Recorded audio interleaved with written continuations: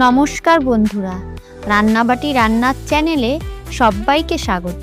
আজকে আমি গণেশ পুজোর জন্য একটি স্পেশাল মিষ্টির আইটেম বানিয়েছি।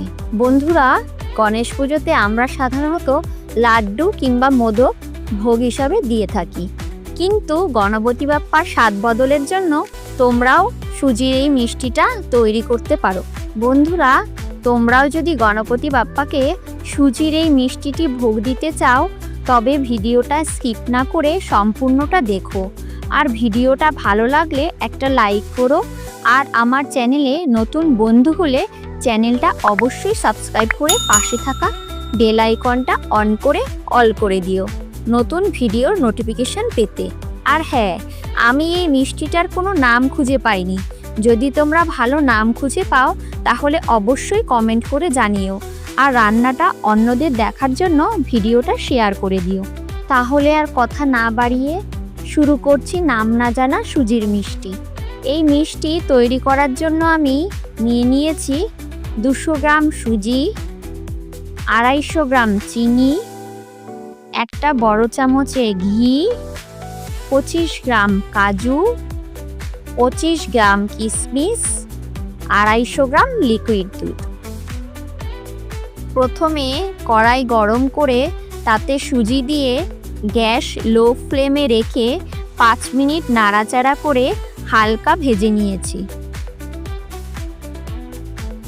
সুজি হালকা ভেজে নেওয়ার পর কড়াইয়ের মধ্যে চিনি দিয়ে কন্টিনিউ নাড়াচাড়া করেছি চিনির একটা ক্যারামেল তৈরির জন্য।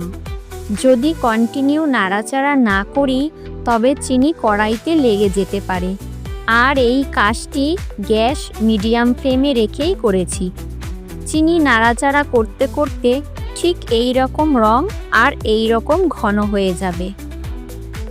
এবার চিনির ঘন ক্যারামেলের মধ্যে ভেজে রাখা সুজি ধীরে ধীরে দিয়ে সমানে নাড়িয়ে গেছি।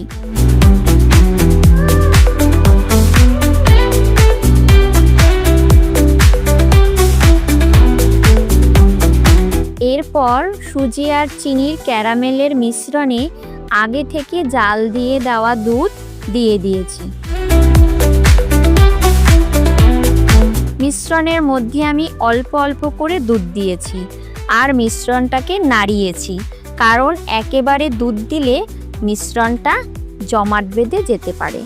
যখন মিশ্রণটা প্রায় টাইট হয়ে গেছে, ঠিক তখন তাতে আমি আগে থেকে ঘিয়ে ভেজে রাখা কাজু আর কিশমিশ দিয়েছি।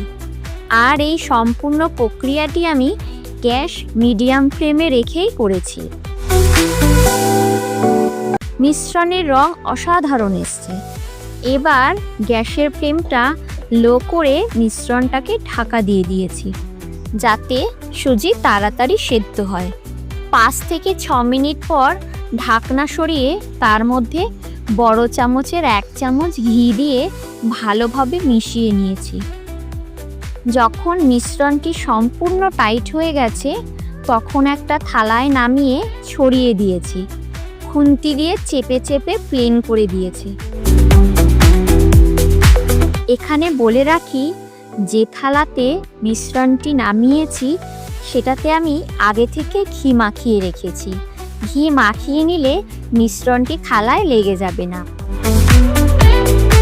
মিশ্রণটি যখন প্রায় ঠান্ডা হয়ে গেছে, তখন ছুরিতেও ঘি মাখিয়ে ছুরি দিয়ে চৌকো শেপে কেটে একটা পাত্রে তুলে নিয়েছি। তোমরা চাইলে মোদকের শেপেও করতে পারো, যদি মোদকের স্বাদ থাকে। এবার এই মিষ্টিগুলোর ওপর কাজু দিয়ে সুন্দরভাবে সাজিয়ে নিয়েছি। তৈরি হয়ে গেল নাম না জানা সুজির মিষ্টি। আশা করি ভিডিওটা তোমাদের ভালোই লেগেছে। আজকে তাহলে এই পর্যন্তই। আমার সাথে এতক্ষণ জুড়ে থাকার জন্য অসংখ্য ধন্যবাদ। তোমরা সবাই ভালো থেকো, সুস্থ থেকো। আবার দেখা হবে নতুন রান্নার রেসিপি নিয়ে পরের ভিডিওতে। টাটা।